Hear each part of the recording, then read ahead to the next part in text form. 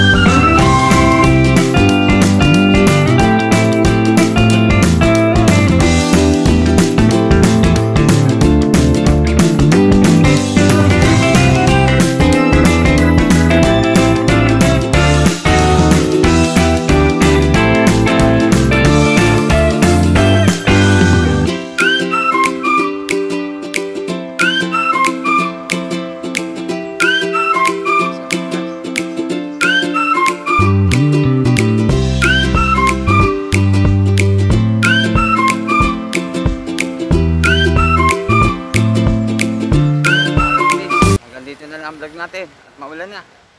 Hanggang sa muli.